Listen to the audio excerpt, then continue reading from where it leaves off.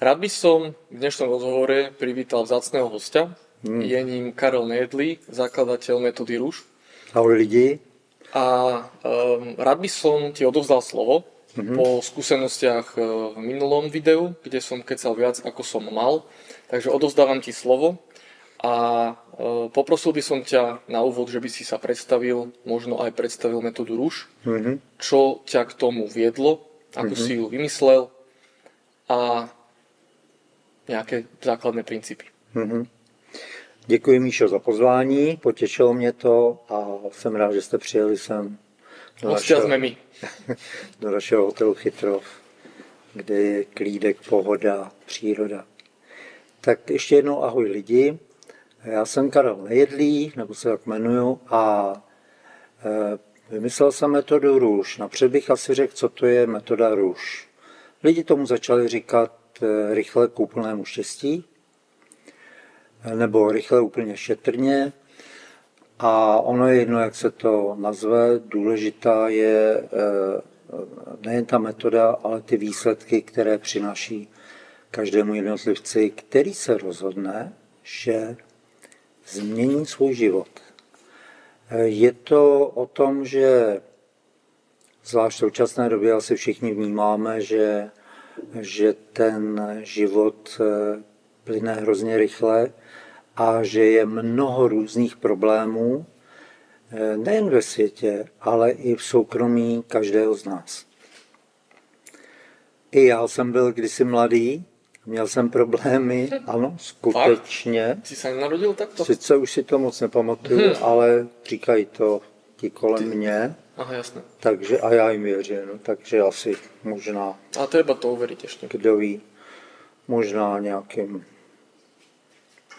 A vlastně ty problémy, které jsem měl v dětství, tak s mámou, s tátou, to je klasika. Tak ono bylo tolik informací, že lékaři, léčitelé, psychologové, psychiatři, kdo to umí výborně vyřešit, je mnoho technik, metod, takže člověk má pocit, že když to nepotřebuje řešit, nebo když je svým způsobem v pohodě, takže vlastně, kdyby potřeboval, tak jo, tak to je snadný. Tak já jsem potřeboval, zjistil jsem, že nic z toho, co slibujou, nefunguje a že ty problémy jsou buď ještě horší, nebo stejný, nebo se je úleva a časem se to vrací, dříve nebo později. Tak mě nezbývalo z mého úhlu pohledu nic jiného, než najít to, co funguje navždy a úplně. Našel jsem. Trvalo to x desítek let, nicméně ta struktura toho, jak si věcně, logicky, systematicky vyřešit jakýkoliv problém, i když to zní šíleně a nedá se tomu věřit, tak ale máme 10 000 klientů, jak z individuálních terapií, tak z kurzů našich, kde to učíme lidi provádět na sobě, tak jejich zpětné vazby jsou úžasné. Ne od každého. Je tady řada problémů, já jsem se nasměroval vlastně tak, jako když mluvím k lidem, ale já mluvím s tebou vlastně, víš? Tak já teď budu mluvit s Míšou. Ďakujem. Míšo, se omlouvám, sorry. Ono je to tak, že my ty problémy poznáme podle jednoduché záležitosti věci. Mám z toho blbý pocit. Ako to viem, že mám blbý pocit? Zastavím se, když třeba, já nevím, učitelka mě štve. Pocit. A teďko jsou dvě možnosti. Nebo ono jich víc vlastně. Mám z toho nepříjemný pocit. Pocity máme dvojího druhu. Emoce a tělesné. Je spousta lidí, kteří to různě škálují, dělají to spíš složitější než jednodušší. Já jsem zastáncem té druhé varianty. Čím víc se lidi rozumějí sami sobě a čím rychleji pochopějí a víc, jak fungujeme, každý z nás, a všichni fungujeme podle stejných pravidel, tak potom je snadnější to uchopit a zbavit se toho jednou provždy.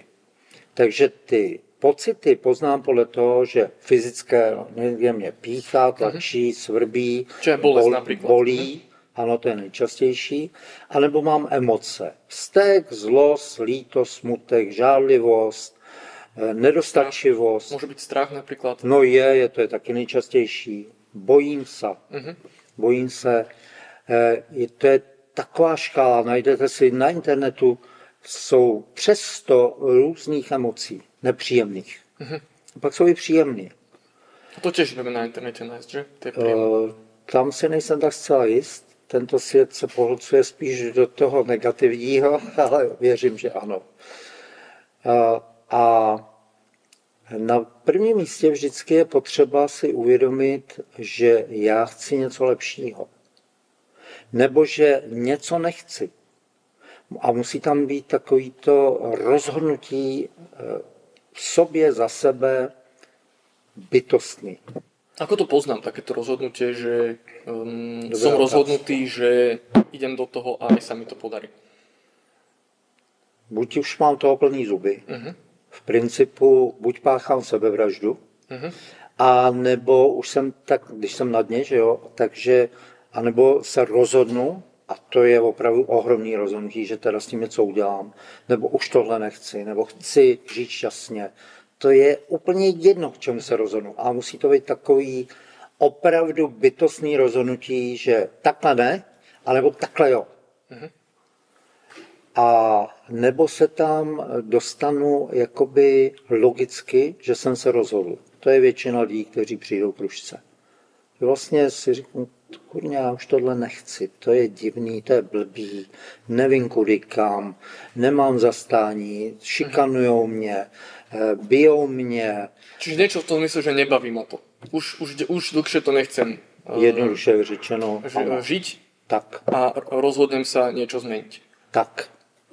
A teď je nesmírně důležitý, když se rozhodnu něco změnit, k čemu já se vlastně rozhodnu. Když se rozhodnu například, chci to léčit, tak je úplně jedno, jestli chodím k léčiteli, nebo k doktorovi, k psychiatrovi, k psychologovi. A protože ta druhá strana je nasměrovaná většinou, ne po každý, že bude léčit ty lidi, tak oni si navzájem hrajou do noty, já jsem léčen, ty mě léčíš. Sice se můžu vztekat, jak chci, ale jsem léčen, mě se plní můj cíl. Ale nemá to s výsledkem praní společného. Že bych se jako uzdravil, no teď to tam nemám, a ten druhý taky ne, tak tomu nemůže dojít. Čiže rozumiem tomu správne, že najprv musí dojsť k nejakému vnútornému rozhodnutiu, že stačí, a potom k nejakému vytýčeniu cieľa, ktorý je nejakým spôsobom zameraný na výsledok toho, čo chcem dosiahnuť. Ano, buď, anebo jenom B, to znamená rovnou se rozhodnu k tomu cíli. Třeba tak, já mám toho plný zuby, tak jsem šťastný. Že definujem si cieľ. Že tak. Vrch toho kopca, že Gerlach, a teda pomenujem, povedzme, že Gerlach, Holnický štít, to je jedno, Snežka, tam, kde sa chcem dostať, a už ta cesta po něj, tam mi může pomoct právě táto metoda ruš. Přesně tak. Jako když jedna vysokoškolačka na pedagogické fakultě na Slovensku jsem jí chtěl předvést, protože vůbec nechápala ty principy, tak jí říkám, proč vy sem chodíte, já budu mluvit radši česky, proč vy sem chodíte na tu školu? No, abych se učila. Aha, takže cíl, učím se, a když vás vyleju z každé zkoušky, ale učíte se. Koukala na mě jak na kretena, já se jí nedivím, že jo, protože my nejsme zvyklí vůbec, že bychom měli mít cíle. A no ne, to já chci udělat každou zkoušku. Fajn, udělám každou zkoušku, cíl, perfektní, ale od státnic mě vylejou. No to taky ne. No tak co? Mám státnice, paráda. Nikde mě nezaměstnají a podnikání mi vůbec nejde. Ale mám státnice, podařilo se, super. A takhle my fungujeme vlastně. Takže jsem jí dokopal vyloženě k tomu nejvyššímu jejímu cíli. Ale na to nejsme zvyklí vůbec. Čo keď tomu cílu neveríme? Že je tak vysoko, ještě já bych podotknul, ten cíl její nejvyšší, učím děti. No a ty malí haranti se vůbec nic nenaučí, ale já je učím zase splněno.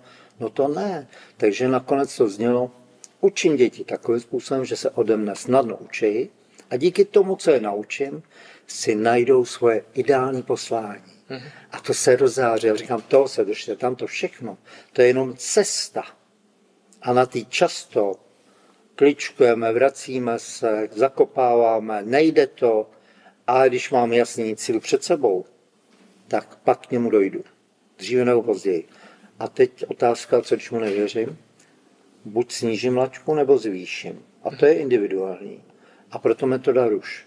Protože všichni se snažíme překonat ty překážky venku.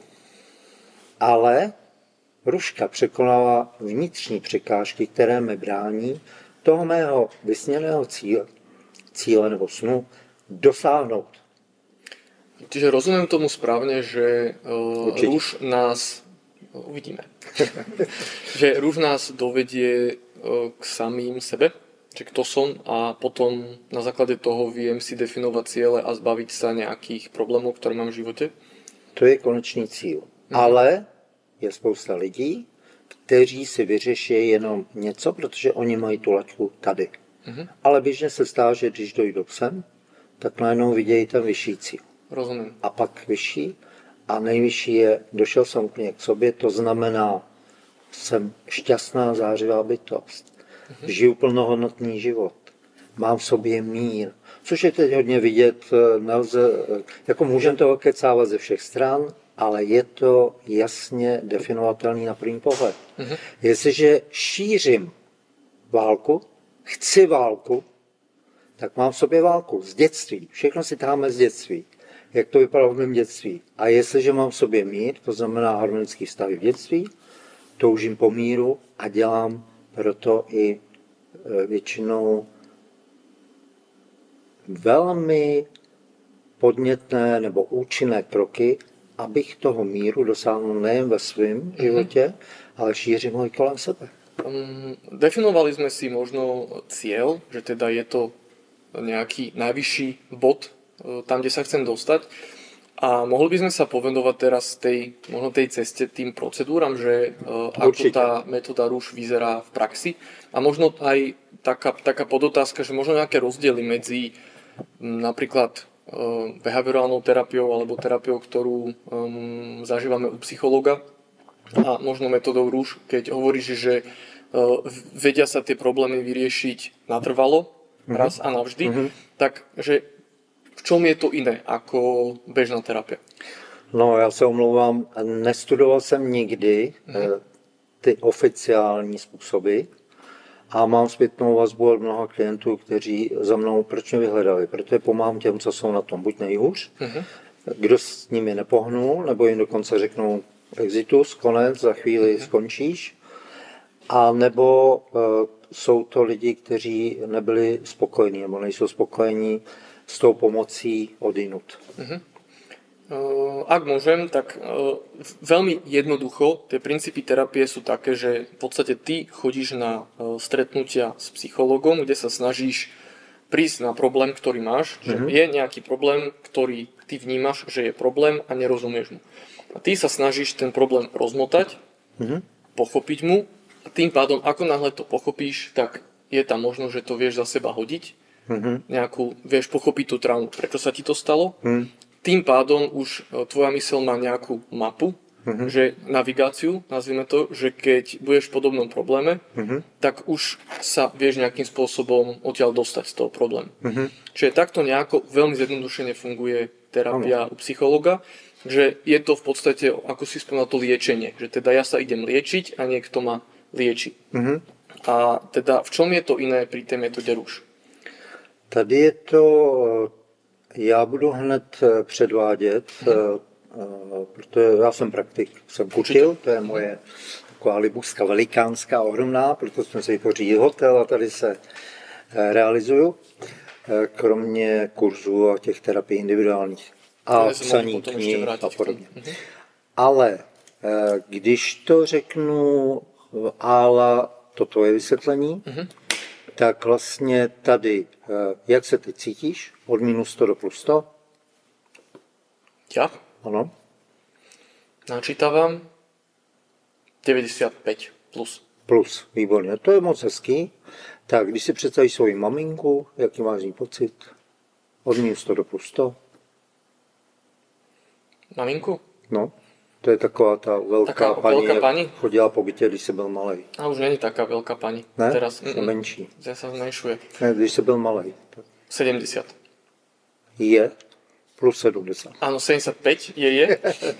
A máš na 70. Áno. To máš co dohánět. Ideálně je ještě na plus 100. Tatínek? Plus 80. Takže s ním máš lepší vztah, krásné. Takže bychom teď šli řešit maminku, to je jeden způsob, aby jsme to hned předvedli, co ti vadilo na mamince, co tě napadne. To je 30 bodů, to je ještě docela dost. To by tě mělo napadnout spontánně nějaký negace, co ti v dětství vadilo.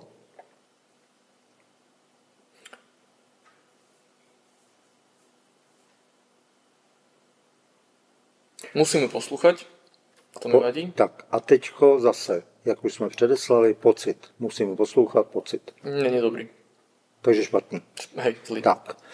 Tak. A při čem jsi musel poslouchat? V dětstve? Musel som jej čítať Bibliu, keď varila. Jo. A jak to víš, že to musíš? No, mi to povedala, že tomu musím. Čo povedal? Tu si sadni a teraz mi prečítaj Matúša, čiže Ježišové evangelia. Tak já bych to dal zkráceně, tu si sadni a prečítaj. A čítaj. Tak. To je nepříjemné také? Tak zatvor oči, prosím, představ si tu situaci a opakuj její výrok, tý maminky, jako když to s ní opakuješ. Čiže mám opakovať, tu si sadni a čítaj. Přesně. A toto mám opakovať koľkokrát?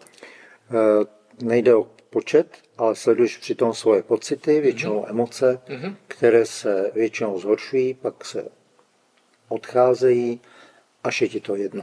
Dobre, čiže mám opakovať ten výrok a sledovať či už telesné, alebo teda pocity nejaké emocionálne.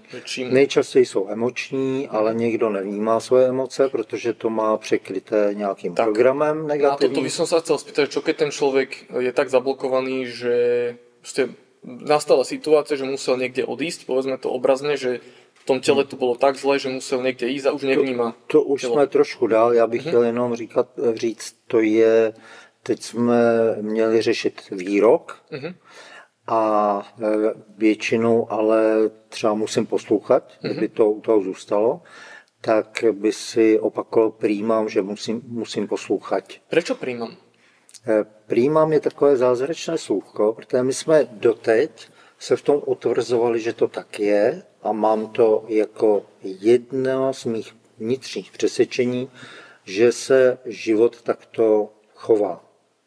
Takže ale ja vlastne musím poslúchať, ja som sa v tom len utvrdzoval, že musím poslúchať. Tak. A čo sa zmení, keď ja to príjmem?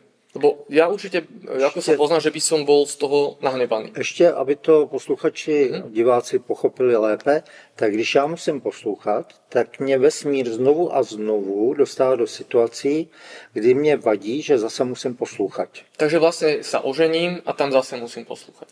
Ano, nechci být až tak adresný, ale je to tak.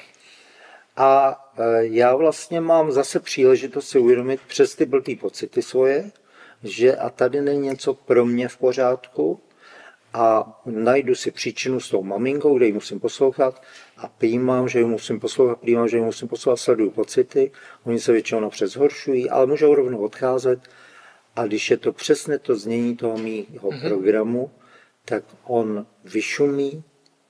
Mně je to úplně jedno při představě s maminkou dětství, že ji musím poslouchat a od té chvíle už tam nemám blok, musím poslouchat. Takže i kdyby manželka dál chtěla, ať ji poslouchám, tak už je to jenom moje volba, žádný hysteričení, žádný stres. Prostě já můžu, nemusím a jsem o to svobodnější člověk. A čo keď to nechcem prijať? No tak to je tvoje volba. Že nechcem prijať to, že musím poslúchať. No to sa mi to nepáči. No, nemusíš. Buď se rozejdeme v pohodě, přátelsky, nechceš. Ty jsi svobodná bytost. A nebo ti pomůžu, pokud chceš, najít, a co jsi nechtěl v dětství. Rozumím. A budeme zase asi zpátky u té maminky. Tady si sedni, budeš číst a já nechcem. Áno. A tak si přijmeš napřed, přijímám, že nechcem. Čítat třeba, přijímám, že nechcem. Pak zkontrolujeme to, my to zkontrolujeme v té příčině. Čiže jsme u tej maminky. U té maminky musí to být bez jakékoliv emoce. Je mi to jedno. Tak jak předtím jsem myslel, že na to třeba zhebnu, umřu, tak najednou mě je to fuk, což je zázrak pro mnoho lidí. A potom to zkontrolujeme v současnosti, kdy musím poslouchat manželku, musí mi to být taky jedno, jinak tam ještě je nějaký program, ten dohledáme v tom dětství, ale taky zpracujeme. A poslední kontrola je do budoucna, kdy já jsem v pohodě, i když si řeknu, budu muset poslouchat, představa, nic. Jsem nad věcí v pohodě. O to jde. Co bych chtěl tady speciálně vyzdvihnout, my neteoretizujeme, my jdeme přímo k jádru věci bez nějakého okecání okolo. A čeho si na tom moc vážím, že když najdeme tu příčinu, tak je tam aha moment, pochopení sebe sama. A pak zbavení se těch blbých pocitů, kterými to vlastně vytvořilo. A tam je ten aha moment třeba, maminka mi říká, sedni si a budeš mi čítat Matouša. A já pochopím, jak to vzniklo. Protože mnohdy my si ještě přidáváme ty negace sami na sebe, že se znehodnocujeme. Například jsem měl takovou dámu z Prahy na čištění, na terapii. My tomu říkáme čištění, protože vlastně ty vyčistíš ty negace. Takže nečistí mi někdo plešinu alebo Může, může, ale doporučuji buď předtím nebo později. Nie počas toho. Přitom ne. Aby by som mal príjemné pocity a teda to tiež môže niečo evokovať. Pokud to správně zpracuješ, budeš mít úžasné pocity. A vy vlastně, když ten člověk si to přijme, tak se to v jeho světě rozpustí a místo toho má v sobě víc svobody, lásky, pohody, světla, můžeme říct. Bez nějakého duchaření. Je to naprosto věcný. Jo, protože lidi kolikrát se ptají, a co já si tam teď místo toho mohu dát? Místo té negace? No, jako, čo chceš? Ne, tam je automaticky víc svobody. Takže tím chci říct, někteří lidi říkají, ruška je, jak jsem říkal, sekta. A rušáci si vymysleli, že rušáci si říkají účastníci našich kurzů. Rušáci, či sa títo sú zrušení, alebo... Jo. Ano, zruš to. A nevyrušujú, keď sú rušáci? Vyrušujú hodně, no, často. No, nemáš tu, čo? No. A tak mě vlastně říkají, že hele, metoda ruš nemůže být sekta. Ze dvou důvodů říkají. Protože zaprvé, když vstoupíš do sekty, tak se tě snaží znesouhodnit, omezovat tě, uzurpovat, čím dál tím víc. V rušce je to naopak. Tady každým vyřešeným programem, tou negací, seš svobodnější. Takže naopak se rozšiřuje tvoje svoboda. Ale hlavně říkají, že v každé sektě ty lidi žerou toho nejvyššího gurua. Tady to prej nejde, protože je nejedlej. A môžem vyskúšať? Ja. Čo sa mi stane, keď teda si nejedli? Bude mi z toho potom zle, hej, keď ťa budem žrať? No jednak já to mám vyřešení, takže tě nenechám se nechat žrát. A i kdybys mi ukous něco... Tak ti to dorastie. Tak to nevím, ale ještě jsem se s tím nesetkal. Ani s touhle tezí, ani v reálu. Tak možno nejaký rušák. A když to zkoumám, tak z toho nemám žádný pocit. Výborne. Takže máš to vyriešené. Hej. Se mi to nestane. Ak môžem, ja by som sa ešte vrátil k niekoľkým veciam. Spomínal si, že človek, ktorý je na terapii, tak mal by mať zavrené oči. Prečo? Ze dvou důvodů. Jednak, aby aby si víc uvědomoval své pocity. Přece když to budeš opakovat a koukat na mě, tak jako soustředit se zároveň na svý pocity, to je horší. A pak si vybavovat tu příčinnou situaci, což znamená maminka, jak ti říká, tady si se ní budeš čítat, tak jako se ti líp bude představovat ta situace, než když budeš koukat zase na mě.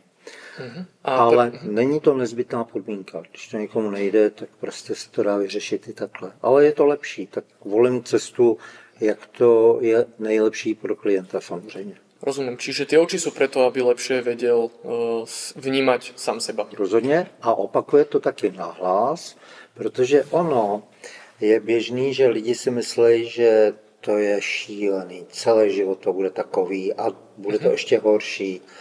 Ale ve chvíli, kdy to vyřeší, tak jako kdyby to nikdy nebylo. Jako mě to ani nikdy nějak nevadilo, protože je to pryč. Není to, že je to lepší jako všude jinde, je to pryč. A přitom, jak se to mění, tak jsou různý průběhy, že se ho rovnou zlepšuje, nebo se ho zhoršuje, pak se ho zlepšuje, no to je hrozně, jako to lidi z toho úplně vyděsí, jak je jim blbě z toho, no ale stačí vydržet a ono se to většinou začne měnit, anebo je tam ještě jiný zatím negativní program, nebo programy. A ve chvíli, kdy to takhle opakuje, tak on cítí, že se to zlepšuje. Kdyby to opakoval v duchu, jo, potichu, tak snadno uteče od toho, protože už ho to tak nezatěžuje. A když to opakuje nahlas, tak vlastně ho to nutí, jakoby, aby to dočistil. Protože nahlas najednou nezmrkneš a nezačneš si představit něco jiného. Ale v duchu snadno uteče člověk myšlenkama jiného. Rozumiem. Že môžeme na ukážku, že ja by som to teda predviedol, čiže som ten, ktorý si chce niečo vyriešiť. V tomto konkrétnom kontexte to bolo musím čítať, takže Matúša. Musím poslúchať, čiže zavriem oči. A ještě bych chtěl říct, a to je právě to, že my jsme zmapovali maminku, tatínka, z toho je jasný, s kým mám horší vztah a budeme čistit ten vztah, protože všechno, co nás trápí v současnosti, máme, vědci už to potvrzují, to vzniklo v mém dětství do 7 let nejpozději. Takže jsme si to vytvořili buď vlastním úsilím, třeba táta mi nechce koupit zmrzku a já si řeknu, je na mě zlej. No já jsem si mohl říct, a chápu, za chvíli bude oběd, tak si nám po obědě. Ne, já jsem vytvořil negaci, tak ať za to trpím. Vždyť je to moje hra. A vesmír mě nenechá na pokoji, dokud tu negaci sobě nezměním. A dokud bude zlej v mých očích, musíme ty zla předvádět. Ale nejen táta, i další, většinou chlapi v tomhle případě. Takže je třeba premiér. Takže preto to je. Takže to znamená, že 5 miliónov ľudí by si malo niečo teda vyriešiť. 5,5. Mám dobrou zprávu. Stačí jeden vyčištění na 100 000 obyvatel. A pak se celá krajina změní pozitivně. Ale lidi se patlají v těch negacích a radši. A my jsme i závislí. To není jen alkohol, cigarety a nevím, kafíčko a drogy. Ona ta závislost, nebo jídlo třeba, ona ta závislost je i na těch našich programech. Já si sice stěžuju, že musím poslouchat, a když se pak zeptáš lidí, tak já buď neslyšej, že to jde vyřešit, a nebo ne, to jako, protože ta nejistota. Jsem stará paní, terminální stádium rakoviny, že už šla domů na dožití vlastně, že tak do měsíce umře. A když jsem jí vysvětloval, to se dá vyřešit a budete zdravá jak rybka. A ta panická hrůza z té změny, no to nemohlo být horší, jí zabránila, aby se sebou něco udělala a radši umřela. Čiže se identifikovala s tou chorobou. Je to tak. A pan primář je přece nejchytřejší na světě, takže ten má pravdu jedinej, takže já radši umřu. Takhle často funguje. A to je nejen primář, to jsou rodiče, že jo, tatínek. Jo. A pozor, ještě bych chtěl vysvětlit, že jsou programy, my vlastně máme 3 možnosti, jak v tom světě fungovat. A to si myslím, že je nesmírně důležité, aby všichni znali, protože v současnosti, obzvlášť děti, ztrácejí půdu pod nohama. Oni nevědí, co je správně. Je tolik lží, tolik nepravd se šíří. I ty, ke kterým zhlížejí. A oni potom nevědí, jak, co.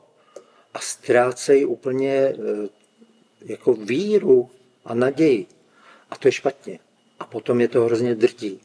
Tak já bych chtěl zdůraznit, u té Rušky je fantastický, že já ji propracoval do nejmenších detailů, včetně mojí milované ženy Evičky, takovým způsobem, aby ne, že já ti tam něco podbízím, navrhuju, někam tě tlačím, říkám ti, že to děláš blbě, nebo že to děláš dobře. Ne. Psycholožky, kterých máme HAFO, mezi našimi terapeuty, to je jako hodně, nevím si po slovensky, no, hodně, vela. A tak ty jsou nadšený, že tady nikdo nikoho nehodnotí. Jsi zabil komára? No, tak si to zpracuješ, když ti to vadí a je to pryč. Zabil si nemluvně, já se snažím to vygradovat co nejvíc, no tak si to zpracuj a nikdo tě nehodnotí. Osvícenej, nebo sám k sobě můžeš dojít a žít tady a teď jak malý dítě, když se zbavíš těch bloků. A prepáč, to osvietenie teda znamená, že sám k sebe dojde člověk? Ano. Dá se to tak povedať. Co je ideální, je žiju šťastný život. Nebo úžasný, skvělý, plnohodnotný, fantastický, jak kdo, jsme každý originál. A na té Rušce je perfektní, že ať na kurzu, kde se to učíš dělat sám se sebou, myslím ty terapie, a nebo ve dvojicích, tak oproti tomu na terapii tě vede ten terapeut 1:1 a ty nepochopíš, jak funguje Ruška, ale zbavíš se těch problémů, se kterými jsi přišel. Většinou na první sezení, který trvá až 4 hodiny. Je to individuální.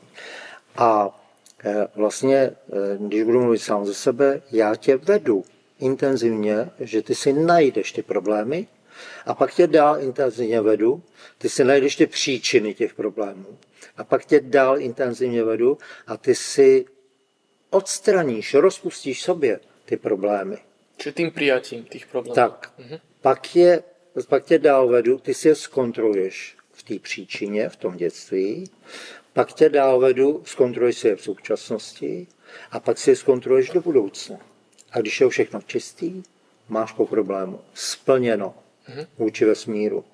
Normální průběh je, že posloucháš tak dlouho šéfa, kámoše, učitele, manželku samozřejmě, kohokoliv, a štve je to většinou víc a víc, až s tím něco v sobě uděláš. Až to v sobě změníš ten úhel pohledu, jak se říká. Takže musíš hodně trpět. A hodně dlouho. Kým si to uvědomím, že trpím. Tak. Ruška jde tomu v ústrety, naproti. Vlastně ty se to aktivně vyhledáš v tom podvědomí. Přišel jsem na to, jak to v tom podvědomí najít, jak se ti otevře. Mnoho lidí umí dneska diagnostikovat, takže to máš s maminkou. No a? Co teraz? No a co teď? Tak přijď za týden na hodinu. Tak to proberem. Ale ne, to s maminkou co? Musím poslouchat. Jo? Tak přijímám, že musím poslouchat v té příčině. Rozpustíš to během minuty, maximálně 2. Děti někdy to zopakují 3krát, je to rozpuštěný. Nebo to jenom pojmenujou, musím jí poslouchat a v té chvíli, jak to dostanou z podvědomí na vědomou úroveň, tak se to rozpustí. To je radost s dětma pracovat. A je to navždy pryč, ty jsou osvícení do hodiny. Na kurzu našem. Je nějaký problém, který může vzniknout aj po tom období 7 rokov, že v neskoršom veku? Je to jenom zase kopírování toho do těch 7 let. Čiže tam ten problém sa definuje a potom už sa v podstate len cez kopírák napríklad, že cez iných ľudí opakuje. To je běžný výrok lidí, to je furt jak přes kopírák. A ty se ptal, co když to nejde, že jo? Nebo když to nechci přijmout. Ano. Takže tam, jo, a já jsem začal říkat, a to bych vám zamluvil, to běžný, co žijou miliardy lidí, je se více či méně kopie rodičů. To znamená, že co mi na nich vadilo, vadí, to já žiju dál, protože mám z toho blbý pocity. Pozor, jsou i pozitivní programy. To je potřeba znát celou škálu, protože jsou lidi, kteří mě slyšejí, nebo něco slyšejí, nebo si přečtou a potom mě bolí hlava, přijám, že mě bolí hlava, to mě nefunguje. No to nefunguje. Ta hlava mě bolí z nějakého, kvůli nějakému mýmu negativnímu hodnocení něčeho nebo někoho, včetně sebe. Jo? Často to je třeba, nemůžu se soustředit. Jo, a to je třeba, když táta musí se tu matiku naučit a jak na mě řve, tak prostě mě to nejde.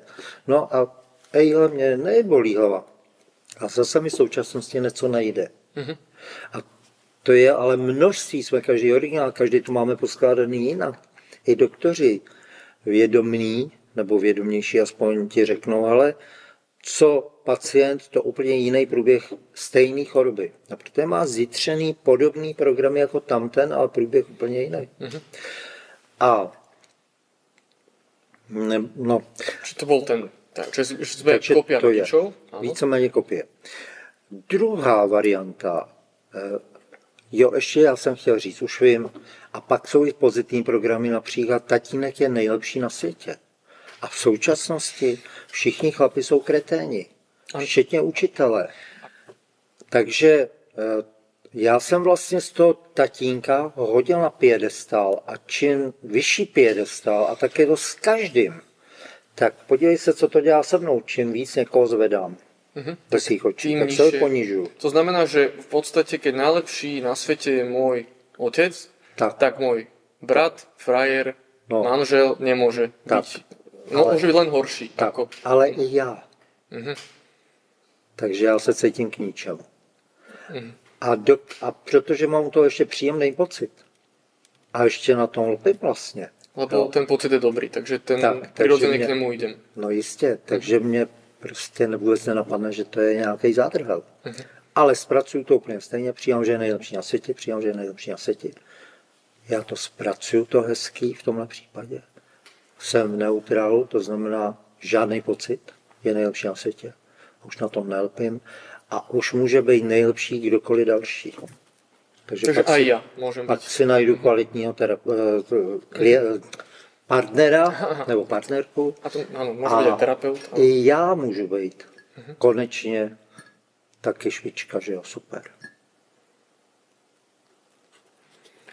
A takže druhá varianta je, že se snažím být více či méně antikopií rodičů. Nikdy takový nebudu. Nikdy tohle nebudu dělat. Budu úplně jiný, budu to dělat opačně. Takže já vlastně žiju více či méně kopii rodičů a zároveň tam robu tu antikopii. Nikdy. Potlačuju to a pak jdu vystřídat fakultu. Alebo jdem do školy znovu. No, protože to se mnou takhle cvičí a je to daleko horší pro mě, pro mý prožitky. Ono to tam vře, ale já to mám pod zátkou šílenou. A ta zátka, když bouchne, tak to lítá. No a pak je třetí varianta. Žiju svůj kvalitní, svobodný příběh podle sebe, a ne podle někoho. Koľko je takýchto ľudí, ktorí žijú takýto život? Táto tretia varianta? Už jsou to stovky. A máš to aj nejako číselne, že koľko je ľudí, koľko ľudí bolo na terapii? To neviduju, ale teď jsme třeba měli jenom víkend. To je pro absolventy minimálně prvního kurzu R1, který je 5denní. A tam jsem 2 holčiny hned ten první den dovedl k sobě úplně. Ale už měli přečištěný ty vztahy základní. Což je vůbec průběh na kurzu. Když dosáhnu stavu, mám mámu na 100, jasne, tátu na plus 100, jo, a pak jsou základní vztahy ještě. Jejich vzájemný vztah, to podle toho, jak se chovají ty rodiče v mém dětství, takový vztahy já teď žiju. Takže se tam hádají, no tak se hádám s partnerkou. Jo, nebo nemluvíme spolu. A nebo to mám zase překrytý tím pozitivním. Jo, nikdy se nebudu hádat. Tak sice tam každou chvíli bych startoval, ale díky mému rozhodnutí, že se nikdy nebudu hádat, to tlumím sobě, no a pak najednou se rozvádím a nikdo nechápe proč. Ani já, najméně já. Ani já, protože já ani nevím, co se stalo. Jenom mi to přeteklo už. To jedna psychologička má taký, si robí srandu, že takíto ľudia sú ako veľká fľaša od šampanského, dobre zatrepaná len s štuplom. Hodně dobře zašpuntovaná. Hej. A potom už keď není na možnosť, tak to prostě vyletí. Tak to lítá, no. A projevuje se zase to lítání nějakým způsobem specifickým pro mě, podle mých vlastně programů. A jedna z věcí, proč jsem musel vymyslet rušku, tak to rozhodnutí jedno z vícero bylo, budu lidem měnit jejich základní charakterové nastavení, vlastnosti. Všichni mi říkají, že to je blbo, že to nejde, že lidi jsou takový. A já jsem věděl, že to budu dělat. Tak to teď dělám. Jo, někdo třeba vylítává, je nervní, no já mu pomůžu najít ty příčiny, on si to vyčistí a už nemá důvod. A je jak beránek, je v klidu, pohodě. Dřív se to stalo. Máme výroky krásný, jako třeba přijel na 2 pokračovací kurz a tam zaznívají třeba dcerka mi říkala, maminko, my dneska při tom nedělním obědě, když jsme jedli, tak ty si vůbec se nerozčilovala na tatínka, že zase mlaskal u jídla. A on mlaskal? No dneska daleko víc než kdykoliv předtím. Aha, já jsem si to nějak vůbec nevšimla. Tak to je kontrola vyřešení na fyzické úrovni. Keď to príjmem, že mi to vadí a pomenoval si slovo spracujem, že počas toho procesu príjmania tie negatívne pocity, či už telesné alebo emočné, spracujem. Se rozpouští. A keď mám zavreté oči, tak v akej som situácii? Som tam? Ale... Som v té příčinné situace, abych si to tam znovu prožil. Čiže u mňa by to bolo, že sedím za stolom, mám Bibliu, ano. Moje obľúbené meno, mužské Matouš, a čítam. Ano. Tam som a príjmam... Sadni si a čítaj Matouša. Tak. A opakovat. Jo? Případně, co ty si říkáš, keď ti to hovorí ta mama. Jo, třeba. Co? Ja som vtipnej povahy, takže všeličo možné si to hovorím. Aha, ale niečo asi v zmysle, že áno, najprv teda som bol nahnevaný a potom som začal, preto musím poslúchať, musím čítať Matúša, musím čítať. Musím to robiť. Áno, musím je teda veľmi zlý pocit. A to se nemusím ptát, protože vím, že od téhle chvíle s tím Matúšom, že si v průběhu svého života mnohokrát něco musel, a i keď si nechcel. Samozrejme. No. A bojoval som tedy, keď som musel. No. A teďko vlastně my, jak se říká, ona na Koráně sedá, podobné hledá, takže teď posluchači si můžou říct, no, ale to má každý. No, ano, já to mám, proto si myslím, že to má každý. A ten, kdo to nemá jako já, tak ví, ale to je nějaká cesta a práce na sobě, ale tahle je nejkratší. Ja som sa pýtal aj ohľadom toho prijatia, že tým, že sa stretávam v živote aj s ľuďmi, ktorí sú po ťažkých situáciách životných, že či už sú emočne zneužívaní alebo aj sexuálne zneužívaní v detstve, tak tam práve veľmi ťažko prichádza k procesu možno odpustenia nielen sebe, ale aj tomu človeku, ktorý to spravil. Tam si treba uvedomiť, že to odpustenie prichádza teda kvôli mne v prvom rade, nie kvôli tomu človeku, čo to urobil. A veľmi často sa stretávam s tým, že tuto práve prichádza problém, že ale ja to nechcem prijať, ja to nechcem odpustiť, že tá rana je veľmi hlboká.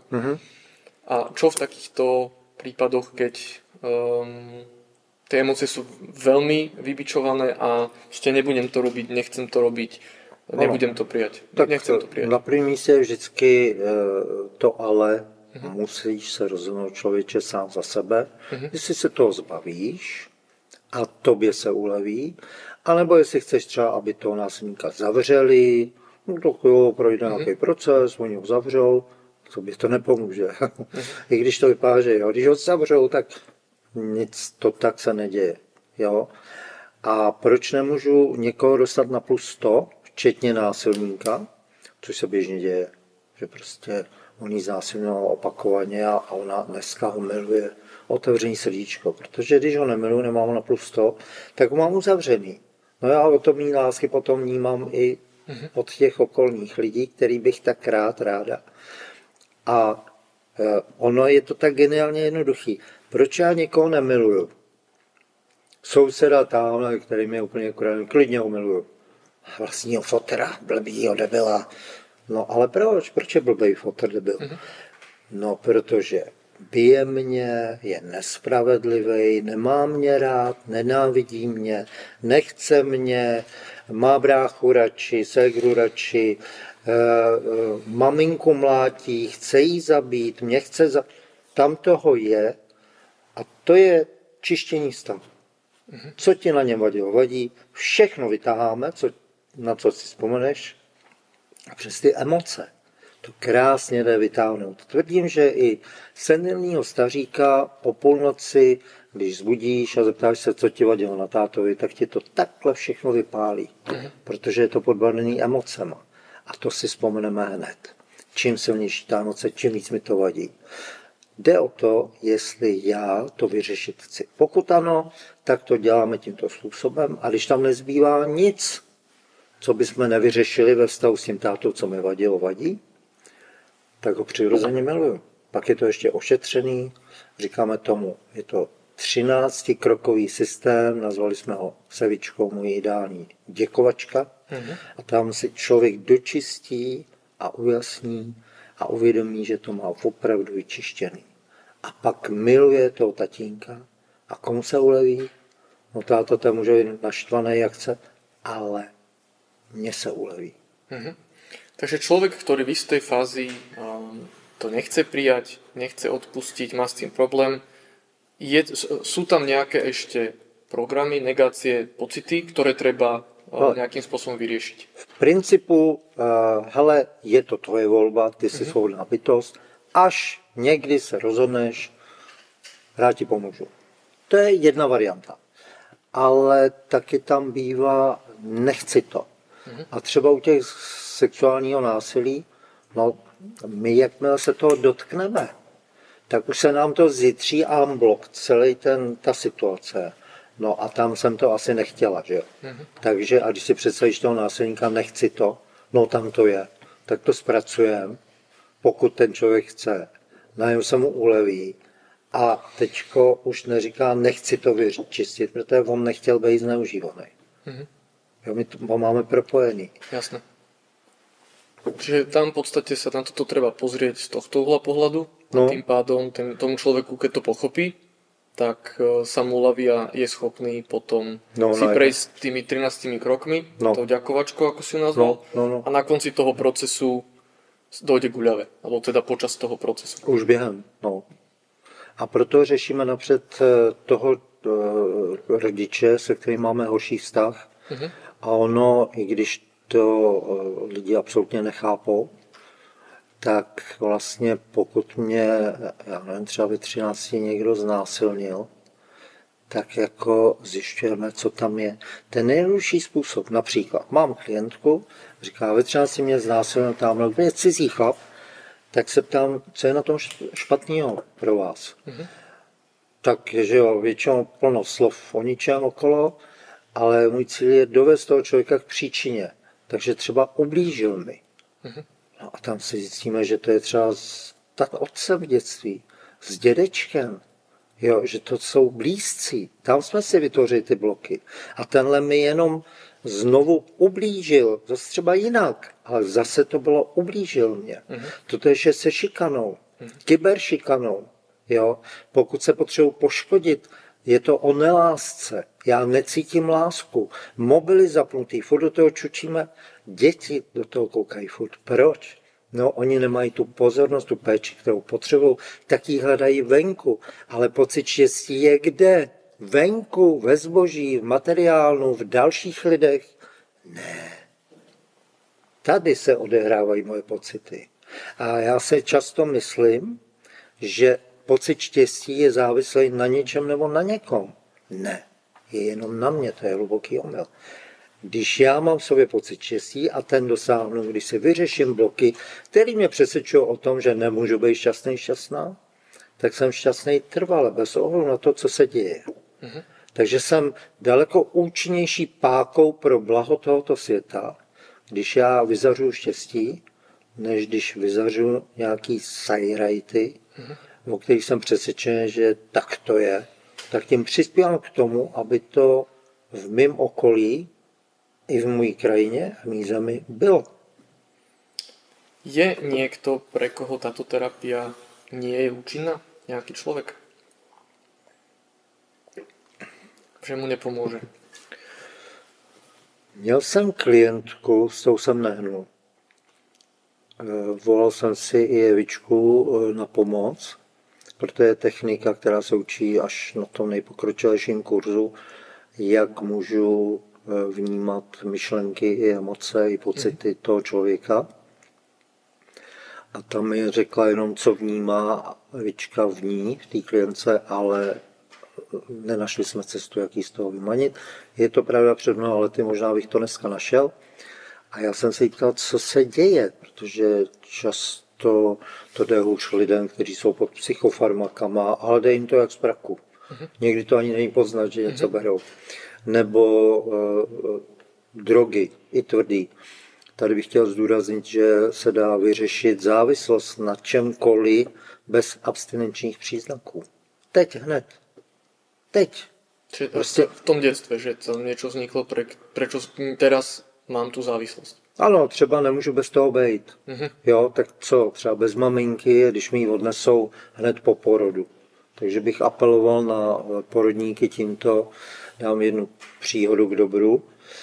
Kdysi dávno přišla klientka a říká, víte, pane Nelly, já mám staršího syna a mladší dceru. A když oni mě naštvou, naprdnou, tak já toho syna kolikrát flákám. Ale když mě naštve dcera, tak třeba i zvedám šturku. Ale vidím ty její oči, já ji nikdy nejsem schopná vůbec plácnout. A příčinu mi vysvětlila, když se narodil syn, tak hned po porodu mi ho vzali, umyli a já ho viděla pak až na kojení. Ale když se narodila dcera, tak mi ji okamžitě dali bříškem na moji hruď a ten první pohled do očí navzájem, ten já v životě nezapomenu. A když potom chci tu moji holku svlákat, tak vidím ty oči. A nikdy nejsem schopná na ní tu ruku vztáhnout. A potom doporučuji druhý krok. A ve chvíli, kdy si užije to miminko s tou maminkou navzájem, tak do náručí tatínka a to též. A to jsou pak vztahy. Či nebrať hneď to dieťa preč. Proč? Mají to jak naučení, tak to musí splnit. To jsou zase ale nesvobodné bytosti a jedou podle nějakých rituálů. My to u indiánů a těch primitivních kmenů odsuzujeme a my máme takových rituálů neskutečných. Jenom třeba, když se vracím 10krát, si jsem zamknul. Tatín řekl, musíš zamykat. A já mám strach, že mě zase sfláká, no tak se radši opakovaně vracím a pak mám schýzu nebo stího mám. Teď jsou to jenom několik zítřených programů. To je totéž jako, nemůžu být s ním, nemůžu být bez něj, no tak schizofrenie. No je to tak, je. Máš rozdvojenou osobnost. Ne, jsou to jenom dva programy, ty se zpracují v příčině a je po nějaký schýze. Ja by som sa ešte rád vrátil k tej klientke, čo si hovoril, že si nevedel s ňou pohnúť. No jo, vidíš, to jsem zamluvil. Takže se jí ptám, co vy jste, berete drogy nebo něco? Ne, já chodím už několik let k léčiteli a já jsem hrozně trpěl, měl jsem nemoce, tak on se mi snaží odpojit hlavu od těla. A nie, teda nie akože mečom, alebo tak. No tak skoro to tak vypadalo. Takže ona cítila, že to v ní, ale nedokázala s tím v hlavě pohnout. Vůbec, to nešlo prostě. Tak to byl jeden jediný případ z těch x tisíců lidí, který jsem zažil. Takže prostě tak jako... A teda... Ale jenom bych zdůraznil, jasné? Ale zase i té paní se splnilo něco. Jo, že nic se neděje fakt náhodou. To pak lidi překvapeně koukají, jak se děje jenom buď jejich cíl, pro který se rozhodnou vědomně, pozitivní, anebo se nám dějou právě ty šílenosti a hrůzy, které v sobě máme kolikrát úplně nevědomě. Tak co je lepší? přehodit to vědomně a cíleně si ten život naplánovat a podle něj fungovat, anebo podle těch srček, které v sobě máme. A to žijou miliardy lidí. A nevědí, co s tím, protože oni ani se nerozhodli ještě, že by chtěli vědět aspoň, nebo na to s tím něco udělat, na to vyřešit. To jsou ohromný stupně jiného vývoje toho člověka. Ale krásný je, že někdo na sobě pracuje leta nějakou pomalejší metodou a pak přijde třeba na tu rušku a najednou ten, kde je tady a myslí si, jak už je vysoko, jak už během chvilky je tam daleko vejš. Je nejaký problém, ktorý sa vyriešiť nedá rúškou? Nezažil jsem ještě, že by někomu něco dorostlo, část těla, jako třetí zuby a podobně. No to by nebol zlý podnikateľský plán, že by vedeli aj nejaké časti tela dorasť. Tak já pořád nad tím bádám. Napríklad vlasy samozrejme myslím. Tak já se holím každý den, mě to vyhovuje takhle. Ja už som sa vzdal toho, že holiť to už. Jo? To už samé sa. Napřed se holím dole. Čiže na nohách, jako bradu, myslím. A pak nahoře, to je větší plocha teda, překvapivě. No a když se neholím den, dva, tak Evička už tam na mě kouká, říká, máš dlouhý vlasy. To už nevidíš cez ně potom. To už začínám přemýšlet o nějakým hřebení nebo kartáčku na vlasy.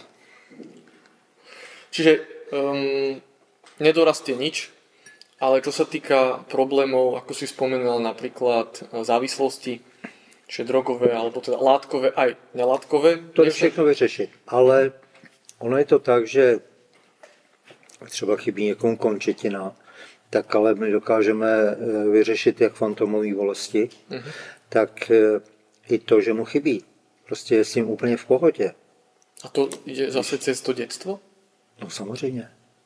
A čiže aj to, že nemá tu... Takže nemám to, tak většinou je to nemám lásku v dětství. Tak kvůli tomu ho vesmír upozorňuje, tak zase nemáš tohle, no. Truhlíku, si to vyřeš konečně. Že až tak potřebuje někdo, aby si vyřešil... No ono to jde pozvolna, že jo. A to vesmír graduje, tohle nepomohlo, tohle taky ne, tak přidáme víc plynu. Jo? A když ne, tak pak už umře rovnou v příštím životě. Môžem sa spýtať ešte otázku, možno takú osobnejšiu, že tiež dosť prichádzam do kontaktu s ľuďmi, ktorí sa rozdeľujú na veriacich, neveriacich a ľudia, ktorí to nejako majú zadefinované, že ako to vnímaš ty. Hovoril si veľmi často slovo vesmír, že či by si sa vedel nejako zadefinovať veriaci, neveriaci, alebo ako to máš ty? No, to je moc pěkná otázka, děkuji. Ale ty základní vztahy, který jsem tam naťuknul, tak tam je potom vzájemný vztah s rodičema, nebo vzájemný vztah rodičů i s rodičema navzájem se mnou. Pak jsou tam sourozenci, bacha, i když je nemám, tak to často může být velký negativní programy toho Nemám dítěte. ich? Nemám, no. Nebo mám moc sester a nemám žádný obráku, nebo naopak. My dokážeme udělat ze všeho totiž negaci. Potom jsou partneři, partnerky, pak samozřejmě poslední partner, partnerka a potom je vztah se sebou, to je nesmírně důležitý. Musím se milovat, většina lidí se nesnáší. Zavřete oči teď, prosím vás, a představte si 3 lidi, který milujete nejvíc na světě. Prvního, druhého, třetího. Až to máte, otevřte oči, na kolikátém místě jste měli sami sebe. Pokud na prvním, blahopřeju, paráda. Pokud ne, je na čem pracovat. Takhle jednoduchý to je. A teď jsem se trošku posunul, ztratil, pomoz mi prosím tě. Otázka bola veriaci, neveriaci, jo, ano, čiže bavili sme sa o štruktúrach, ako postupovať pri... Vztah se sebou a poslední je vztah s tím, co věřím. Bůh, Allah, pokud někdo už konvertoval, anebo... Alebo ešte nie. Nebo ještě ne. Potom univerzum, vesmír, energie, nekonečnost, zdroj, příroda. To je fuk, to jsou slovíčka, na tom vůbec nezáleží. A tady je nádherný, že ať věří člověk v cokoliv, On si stejně vyřeší i toho svého boha, ať je jakýkoliv. A tam já si rád tak trošku, já miluju humor, takže si dobírám ty věřící. Říkám, co věří? Samozřejmě v Boha, pane. Ne?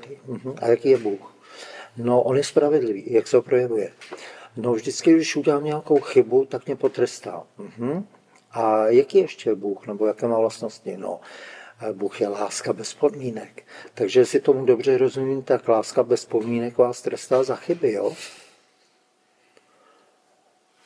A no, takhle jsem se na to ještě nikdy nepodíval. Tak je na čase, myslím. Je to na hlavu. Jak mě může láska trestat? Chyby neexistují, to je jenom můj posun. No a když jsem to podělal, no tak příště buď to podělám ještě víc, nebo ne. A to je ten náš vývoj. Ale my jsme tady, abychom si užili ten život. Aby jsme se těšili z toho, jak je úžasný. Máme tolik možností, tolik her, ale na druhou stranu, na kterých potom lepíme a tak než je opustíme, tak zase další hra. Ale Ruška vede přímo nekompromisně k sobě a lidi najednou pak zjišťují, že mají ty hry k dispozici dál a už na nich nemůžou být závislí. A co je dobrá zpráva? Už to, co jsem vyřešil a zkontroloval je pryč, už nikdy z toho nemůžu mít znovu problém. Iba keby som chcel. Ne, ani když chceš. Už nejde. Takže my pak máme i reklamace na metodu Ruš. Okamžitě mi vraťte manželku do původního stavu, přestal se mnou chlastat. No tak to je velký problém, ale. To je obrovný problém. Tak já však parťaka, tím pádem jsem já tomu rozumím, když jsem přišel zase o něco, no. Tak místo, aby se ho vyřešil, tak chce vracet tu. Takže nejde to už vrátit zpět, že teda začne chlastat znovu. A tak kdyby v představách mohl třeba si představit, že je v jeskyni, kde tu partnerku ještě neměl, tam nebylo ani co chlastat, tak možná by tam, nevím, no, ale lepší je to vyřešit. My pořád hledáme viníky a vinice v okolí. A tu jsou nějaké vinice? No, jak teda? No to hrozně by bylo také málo sladké, že? Ale viník neexistuje. Ani já nejsem viník, když si myslím, že jsem něco spackal. Ne, to je jenom prostě mám z toho pocit, tak se zpracuju a už jsem nad věcí v této oblasti. Ak by som chcel prísť na terapiu, alebo prísť na, teda ako som správne pochopil, tak sú dve možnosti. Buď prídem na individuálnu terapiu, to znamená, že buď za tebou, alebo za nejakým, povedal si terapeuti. Máme asi 100 terapeutů. 100 terapeutů. A sú, kde ich viem nájsť? Na Slovensko, Česko? Ano, máme aj tam, i jinde po světě. A metoda rus.cz, ano. A to vám ještě nezakázali? No, zakazovali. Tak různě nás to zastavovali, ale my jsme se nedali. To je takový ten náboj. Takže a já se nedám. Ano. Miluju maminku, takže ta maminka, ta Amerika. A nenávidím Rusko. Jo, to Rusko, no tak tam nevím, co bude, třeba sourozenec. Ale a potom zase maminka udělá něco blbýho a tatínek hezkýho, tak to otočím celý a furt jsme v tom dětství. Jsme jak malí. A když bych toho tátu nejradši zabil, no tak bych nejradši zabil celý Rusko. Teďko Trump se vyjádřil nějak neúctivě, tak bych zabil Trumpa. A tím pádem má maminku vlastně. A tím pádem přesně tak. A místo, aby jsme si to vyřešili, tak takhle blbneme, hrajeme ty hry, jsme na nich závislí a ještě se poměřujeme, kdo má větší pravdu. Alebo větší něco jiné, hej. Tak, ale je 8,5 miliard pravd, nebo kolik nás je? Každý máme tu svou a my se máme naučit, proto tady jsme, spolupracovat, vážit si sami sebe navzájem, sebe a ty druhý, nebojovat, spolupracovat. To je o něčem úplně jiným, o tvůrčí energii. Ale jakmile bojujeme, a ty vlády nám to předvádějí velmi efektivně, že se snaží nás rozdělit od sebe, aby jsme se nenáviděli, ale to je pořád o nenávisti, jak se rodiče měli rádi. Nenávidějí se, no pak se musí nenávidět.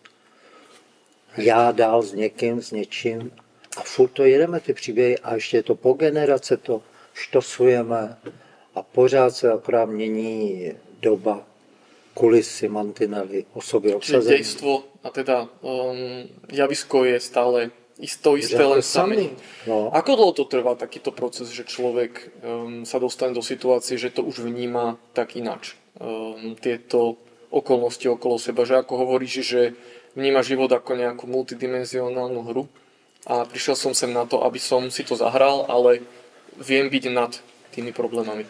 Ale čím víc negací v sobě máme, tím víc věříme, že to tak je. Čím méně negací, a to je starost naše sama se sebou, tak tím víc vidím do té prapodstaty, jak ono to skutečně je. A to je na každém z nás, kdy se zpamatujeme, kdy to chceme změnit.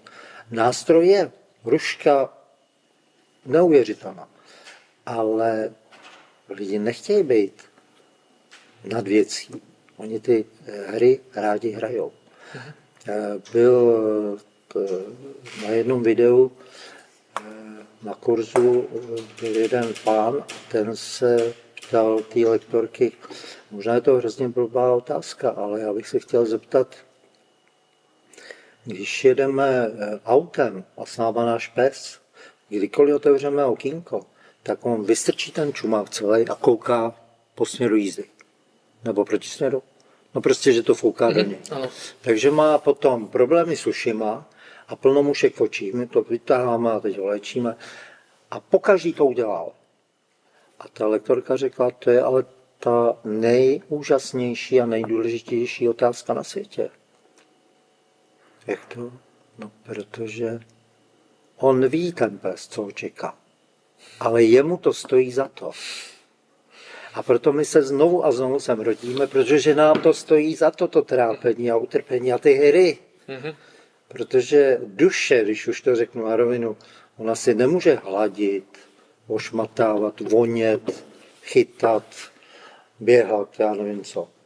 Ale v tom těle si to zkoušíme, vychutnáme, zažíváme. A je táto metóda vhodná aj pre človeka, ktorý je ateista napríklad, že to slovo Boh ani vesmír možno nejaké dobro vníma, ale není nejakým spôsobom určený, že skôr neverí na nejakú... Proto je tam ta otázka, v co věříš, nebo věříte. A třeba když v hlavách mnoha jedinců bylo, že je finanční krize, což se teď zase vrací, že? Tak mě volal jeden klient, to je hezký to pak vidět, že když tomu rozumíš, tak vidíš, že to prostě dává smysl všecko. A volá mi, a byl hrozně takový zbrklý, jak ho trošku předvedu.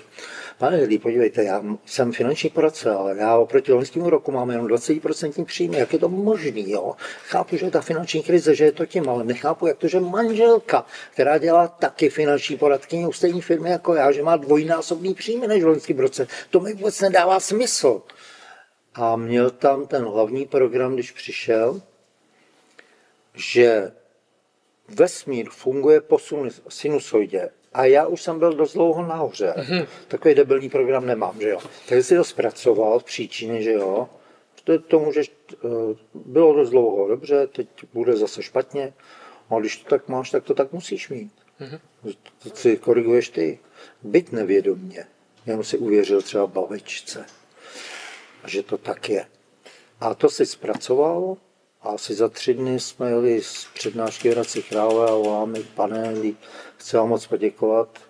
Já jsem dneska uzavřel 3 velmi úžasné kontrakty. Jenom kvůli tomu, život funguje po sinusoidě. Taková kravina bys řekl, že jo.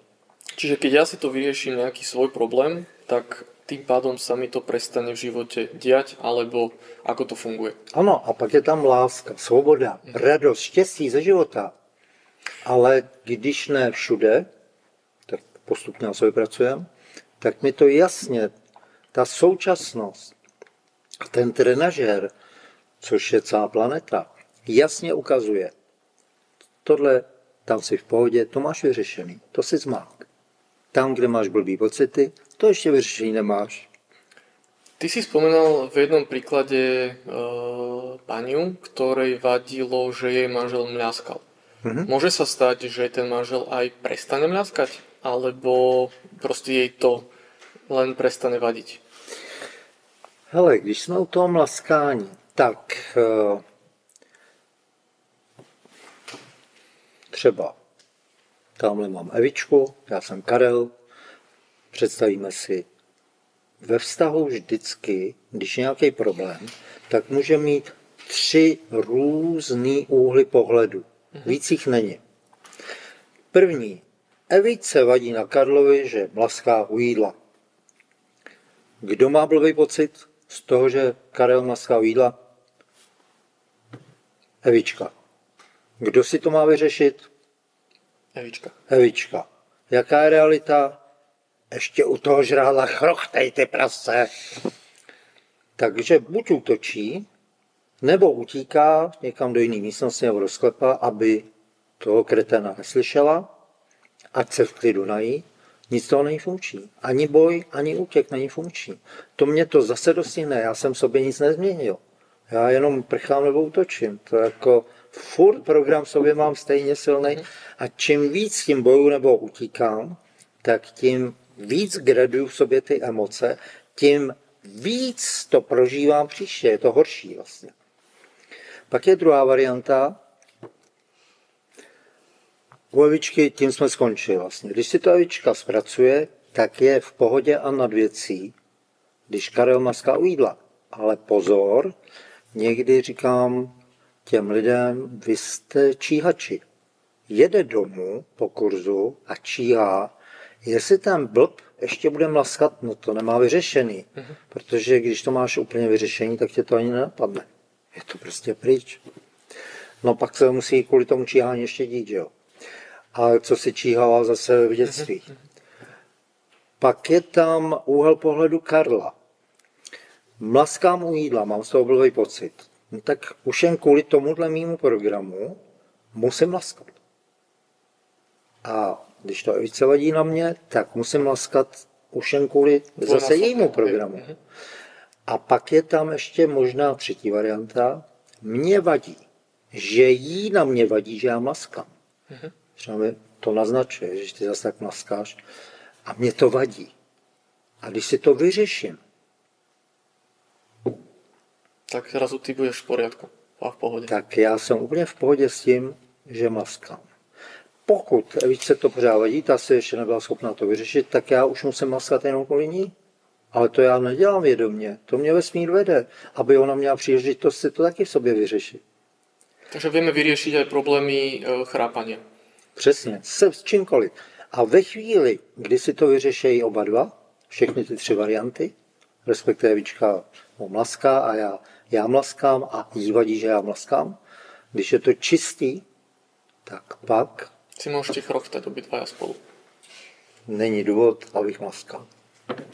Jenomže pak přijede tchyně, to zná maminka Evičky na návštěvu v neděli na nedělní oběd a může se stát, že mlaská Evička i Karel, protože tchyně nesnáší, když u toho žrádla někdo se neumí chovat slušně, tak bude mlaskat svorně a bude v pohodě, ale a ona bude šílet.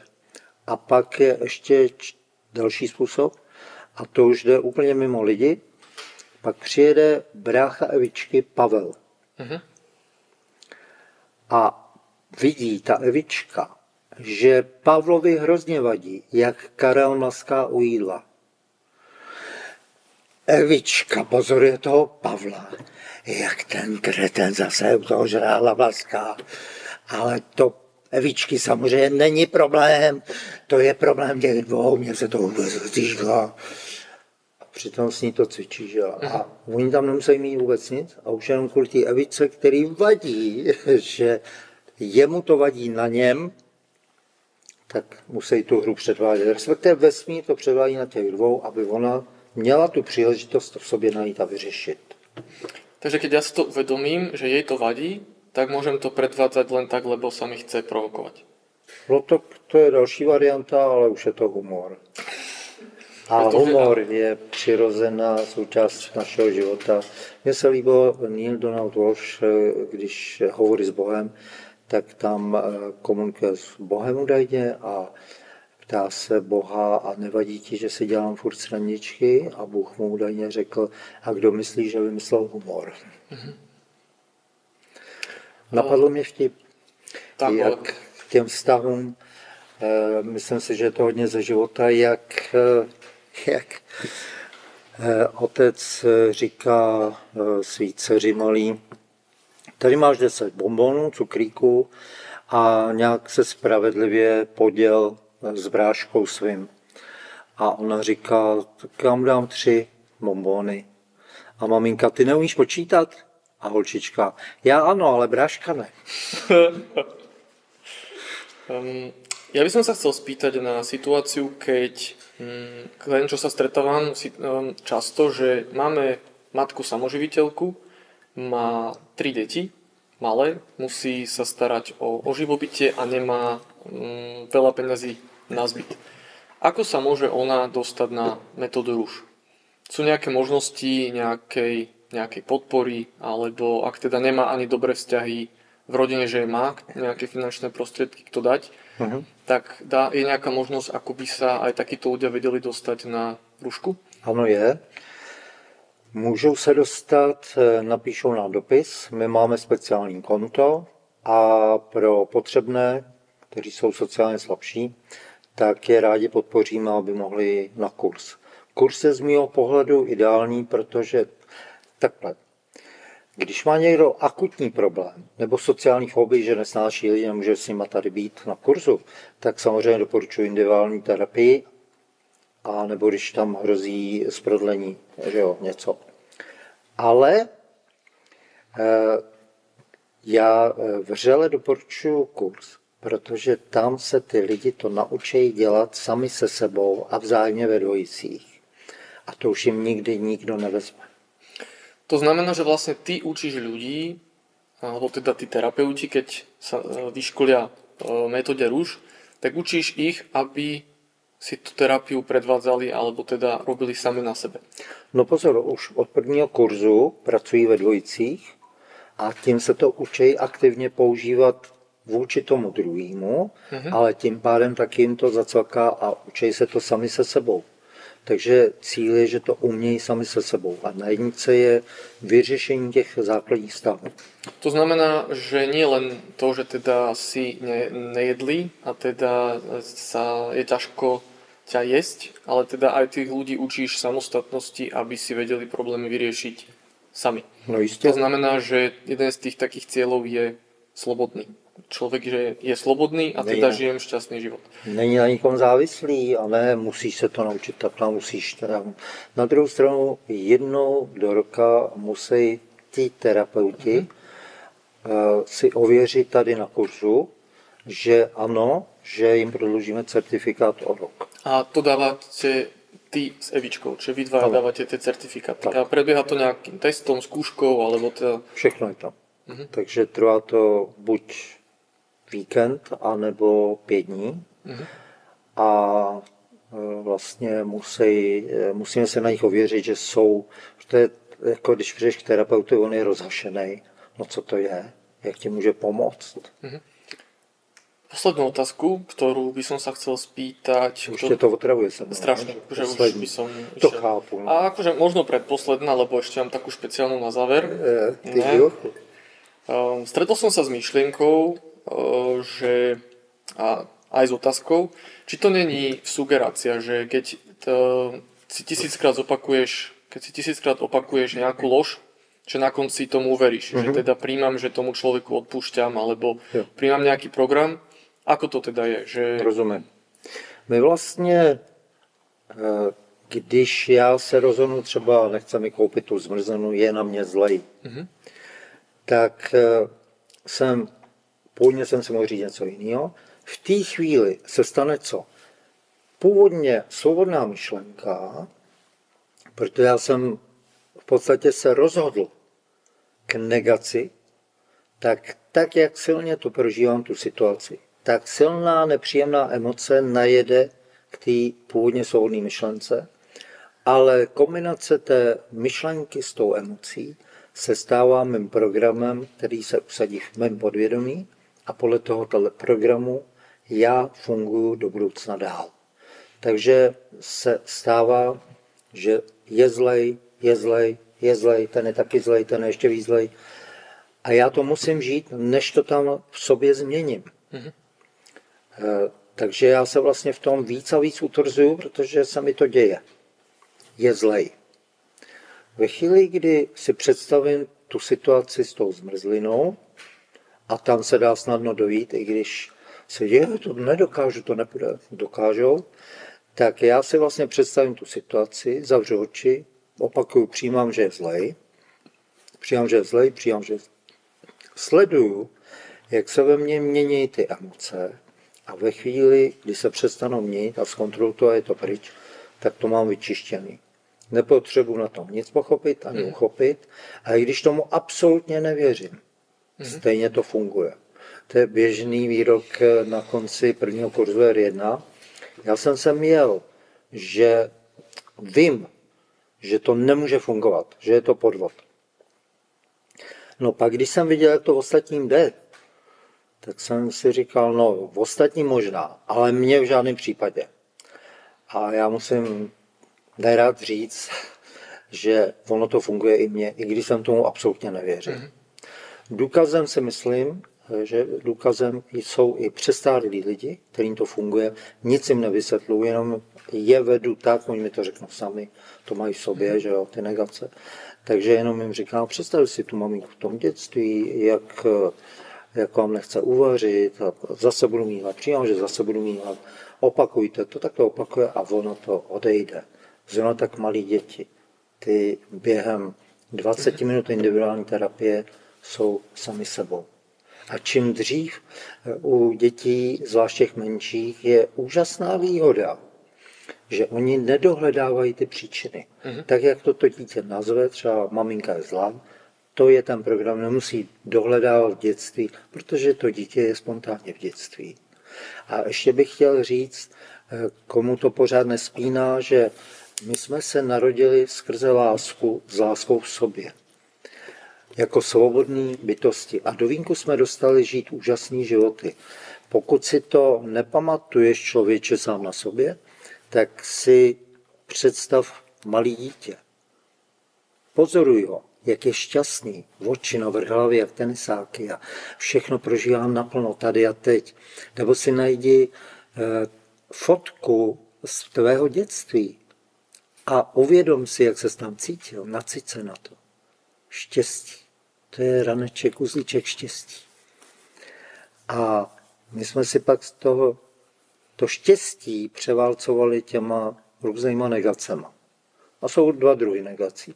Co jsme vymysleli sami a co jsme převzali od okolí. Nikdy z tebe nic nebude. To bude těžký a podobné kraviny.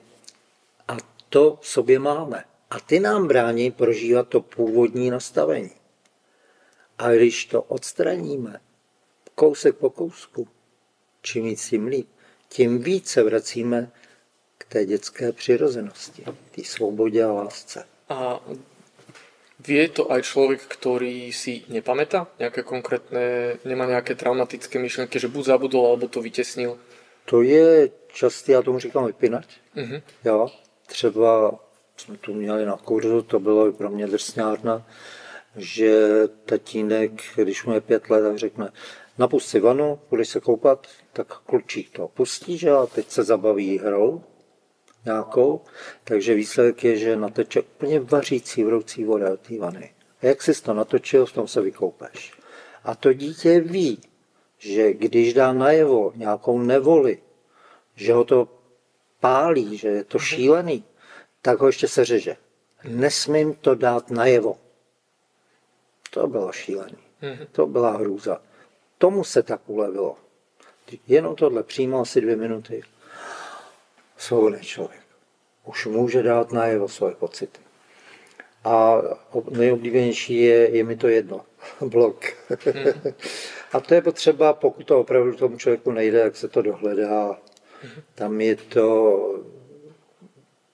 Já bych rád vám to celý předal, jo, ale musí se to člověk naučit.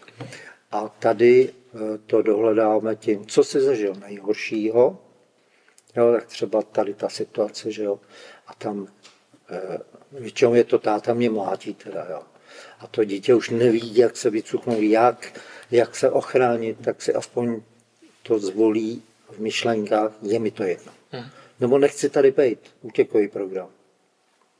To, jak si naznačil, ta dušička, jak utíká, tak to je většinou při těžkém porodu. Mimochodem při porodu, koho jsem to teď řešil během, měli jsme jednání a tam ten pán se zajímal, jak to funguje ta ruška a říkal, nemůžu na trénink, a proč? No já mám rýmu furt, no.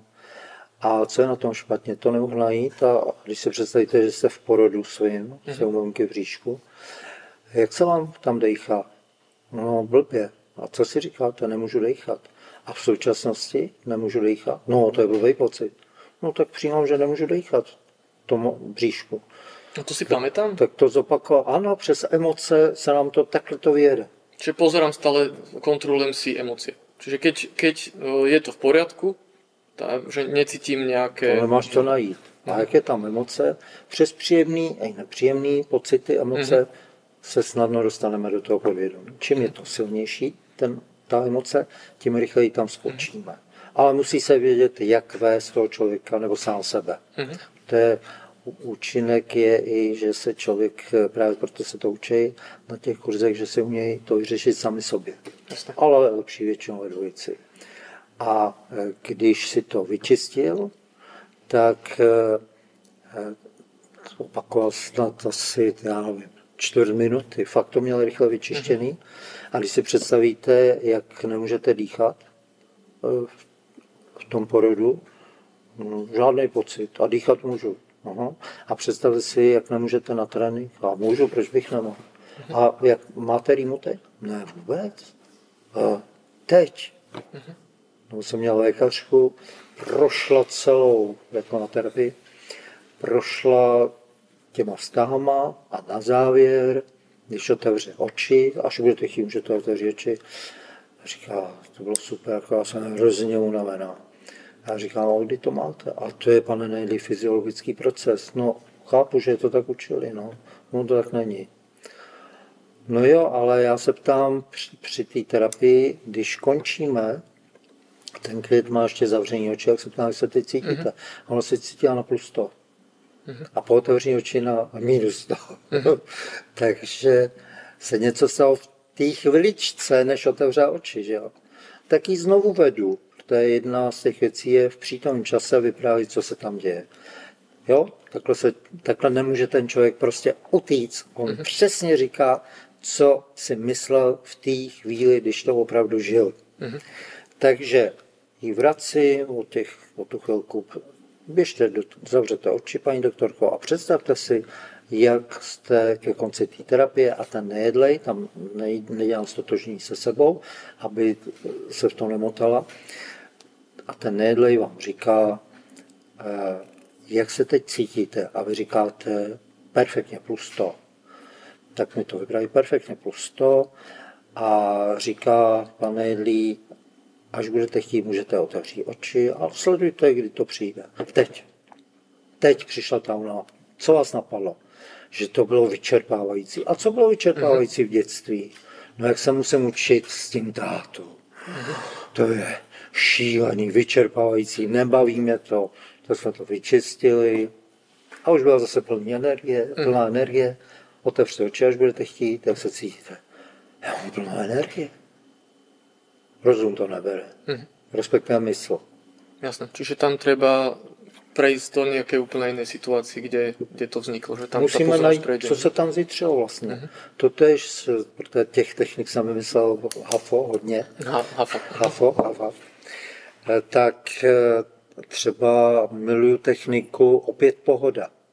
Že ty můžeš být po terapii, je ti skvěle a za 5 minut, za hodinu, večer, druhý den, za týden, za měsíc, je ti blbě. A často ten člověk vůbec si neuvědomuje, že se mu zítře jeden program. On řekne, je mi zase blbě jako před terapií. Jo? No tak běž, zavři oči, běž do té chvíle, kdy ode mě odchází, že to bylo po hodině. uvědom si, jak se tam cítíš fantasticky, to je skvělý, to je paráda, mě to tak pomohlo, paráda. A teď se posuň do té situace, kdy se to zhorší, nebo to vymizí, no jsem tam, co se děje, no jdu domů a mně napadá, že to stejně není možné, abych se toho navždy zbavil. A jak to souvisí s dětstvím, mám zápas uší, zánět uší, tam jdu k doktorovi, maminka říká, pan doktor ti pomůže, bude ti dobře a já nevěřím. Vím, že mi stejně nepomůže, že to bude ještě horší. No tak podle tohohle zadání, ten klučík to má i teď. To vyřešíme, pane, a už mi je zase dobře. Teď se mu zítře 1 nebo 3 programy, tak to dohledáme a je mu skvěle. Takhle mi funguje. Ďakujem. Ja by som chcel teraz upriamiť pozornosť aj na knižky, ktoré tuto máme na stole. Sú tu 3 knižky, jedna sa volá teda Metóda rúž, len v rôznych jazykoch, a potom je kniha vtipov. Autorom si predpokladám, že ty. Ano. Jenom já. Psal jsem ji 64 roku, vyšla před 14 lety. Poprvé prodali jsme přes 20 000 výtisků, takže je to bestseller. A je tam návod, jak vyřešit konkrétní vztah, jak vyřešit konkrétní problém. A některým to jde úplně úžasně podle toho, některým, kteří to mají složitější, tak jim to nejde, těm doporučujeme buď individuální terapii nebo na ten kurz. A v současnosti píšu jakoby pracovní knihu, která bude daleko méně obsáhlá, protože tady jsem se snažil natěsnat všechno, jak my lidi fungujeme, prostě aby ty lidi o tom, aby věděli všechno možné o sobě, ale pracovní ta bude vyloženě systematicky jenom na to, jak co vyřešit. A potom máme několik dnů teďko vtipná knížka se to jmenuje Vtipy nejen z kurzu Metody růž, takže protože já často používám, aby ta výuka nebyla tak fádní a mý kolegové lektoři taky rušky, tak používáme vlastně vtipy, aby nejen se lidi zasmáli a uvolnili, ale je tam i takový to do vzdělání, do pochopení. Třeba mě napadá jeden takovýho druhu, jak umřou 3 chlapy a stanou před tou svatou bránou a svatý Petr jim říká, tak pánové, co byste chtěli nejraději slyšet o těch vašich blízkých na svém pohřbu? První říká, to já bych chtěl slyšet, že jsem byl vynikající hasič a že jsem zachránil mnoho životů. A druhý, to já bych chtěl slyšet, že jsem byl skvělý lékař a vzorně jsem pečoval o svoji rodinu. A třetí říká, tak to já bych chtěl slyšet, podívejte, vždyť on se hýbe. Ten to ještě nevzdal, dodává brat. A vy nemusíte vzdávat věci, můžete, je to vaše volba. Pak to podle toho půjde, ale dá se žít šťastně. Ta technika růž je přímočará, jednoduchá a už je to fakt jenom na vašem rozhodnutí a na práci na sobě. A chápu, že se mnohdy člověku přes ty problémy potíže nechce s tím nic dělat, ale já už jsem si před mnoha lety uvědomil, už jsem zkoumal tyhle věci, protože bylo mi divný, proč chlapi kolem 50 hodně umírají. No a došel jsem k pro mě velmi zajímavému poznání, protože oni měli, a každý zemřel jinak, někdo na rakovinu, nějakou spadla tvárnice nebo traverza. A já jsem našel tu spojitost, že oni měli jeden jak druhý rozhodnutí, postavím dům. A ve chvíli ne kdy postavili dům, abych to zprecizoval, a kdy odfajfkli v hlavě, postavil jsem dům, neměl další cíl, tak šel do kytek. Že už nebylo prečo. Prečo? Co by tu strašil? On se už k ničemu nerozhodl. Proto se tolik nabádá, mějte přátelé, mějte koníčky, zájmy a hlavně buďte v kontaktu se svými přáteli, sami se sebou, protože to, co se hodně dnes děje, to jsou úniky a když už asi více či méně začínáte chápat, jak fungujeme, tak když jedna rušačka nám říkala, přišla jsem domů a slyším hrozný řev z obýváku, tatínku, prosím tě, nezabíjej mě! Tak tam vlítnu a oni, syn s tátou hráli, no, s manželem, hráli na televizi nějakou počítačovou hru, což vypadá úsměvný, ale tam ty emoce jsou zcela patrný toho dítěte. Jestli se jich nezbaví, hádejte, co se musí stát. Bude zase škemrat, nezabíjej mě, prosím tě, nezabíjej mě. A to už bude o život. Náš mozek nerozlišuje, co je hra, co je představa a co je skutečnost, protože on je v té lepce. Tam je tma. A jenom přes naše věmy, čivy, vnímá to, co vnímá. A jestliže já mám představivost a obrazotvornost negativní, bere to jako realitu a o to už se cítíme. A ve chvíli, kdy my si tam zadáme krásný, pozitivní cíle, tak on to bere taky jako realitu a přitahuje nás k tomu. A ještě je tu důležitý, čím víc vím, což je věřím na 100%, že to takhle je, tím rychleji se to realizuje v mém životě.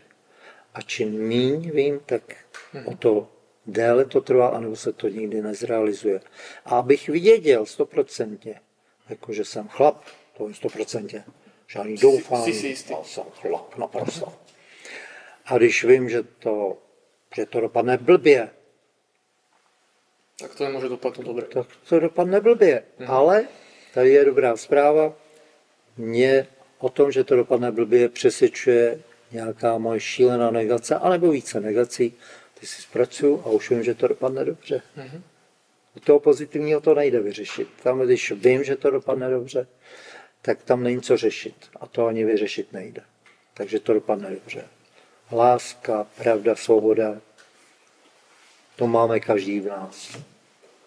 Ďakujem veľmi pekne. A ja by som sa ešte rád spýtal, je nejaká otázka, ktorú som sa nespýtal a rád by si na ňu odpovedal?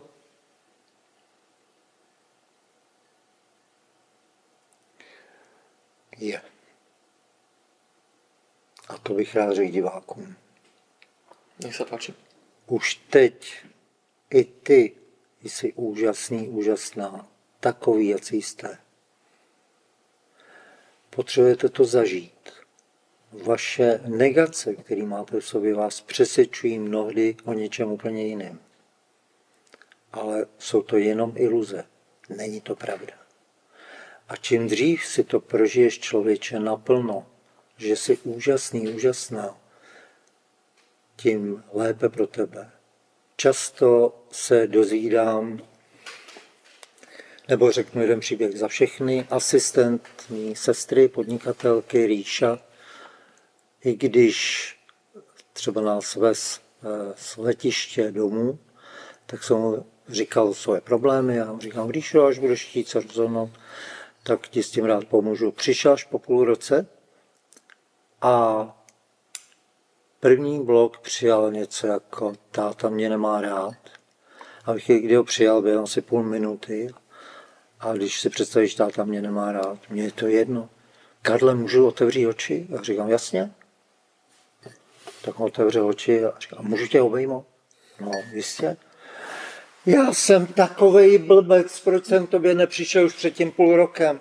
Mohl jsem si vyřešit, že mě opustí partnerka, já to tam měl už před tím půl rokem, tak mě opustila, že poškodím to auto a 500 000 škoda. Mohl jsem tohle, já jsem to všechno mohl mít vyřešený. Moc si děkuju.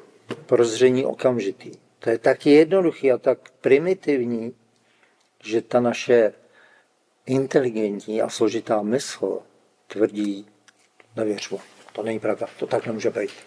Protože jsme závislí na tom se hňahňat v tom, jak to nejde a jak to musí složitý. I lékaři se učí, medici, že je všechno složitý, no to tak to moji chudáci, no, ale začalo to, kde zase v dětství, že je to složitý. A najednou vidíš, že to má tak fantastický proces, je to celý ten vesmír, že když v něco věříš, tak se ti to děje. A když to změníš, už Henry Ford, výrobce automobilů v Americe, řekl, ať už věříte, že to dokážete, anebo věříte, že to nedokážete, v obou případech máte pravdu. Ďakujeme veľmi pekne. Aj ja. Za to, že si prijal pozvanie do tohto rozhovoru, aj za to, že si nás prijal ako hosti do vášho hotela. Ďakujeme ti veľmi pekne za podnetné myšlienky, aj za nádej, ktorú v mnohých očiach, keď toto budú pozerať ľudia, tak bude im svietiť. Taktiež ti ďakujeme za nové výrazy, ako napríklad hafo a hňahňať. To sú veci, tak týmto som si obohatil slovnú zásobu. To sú nesmírne dôležitý. Áno. A želám ti aj na tvojej ceste, aby si pomohol ľuďom, ktorí to budú chcieť a aby si takto vyriešili svoje problémy. Ďakujem veľmi pekne. Děkuji moc.